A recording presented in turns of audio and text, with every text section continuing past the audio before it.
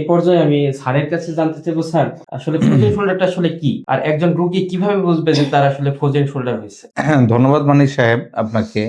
আপনি খুবই চমৎকার একটি প্রশ্ন করেছেন। তো আমরা আমাদের প্র্যাকটিস লাইফে মানে কাঁধে ব্যথা রিলেটেড যে কতগুলা পেশেন্ট পেয়ে থাকি তার মধ্যে ফ্রোজেন শোল্ডার হচ্ছে ভেরি কমন। তো আপনাদের জন্য সহজভাবে যদি বলি, এটা হচ্ছে ফ্রোজেন মানে হচ্ছে জমে যাওয়া, শোল্ডার মানে শোল্ডার জয়েন্টটা জমে যাওয়া। সো কোনো কারণে যদি আমাদের ফ্রোজেন আমাদের শোল্ডার জয়েন্টটা মুভ করতে প্রবলেম হয়, মানে স্টিফনেস ডেভেলপ করে এবং গ্রস লিমিটেশন অফ মুভমেন্ট থাকে এবং সিভিয়ার পেইন থাকে, তখন আমরা এটাকে ফ্রোজেন শোল্ডার বলে থাকি। সো ফ্রোজেন শোল্ডারের মেইন যে সিমটম দুইটা, পেইন এবং মুভমেন্ট লিমিটেশন। সো এই দুইটা থাকলে আমরা তাকে ফ্রোজেন শোল্ডার সাধারণত বলে থাকি।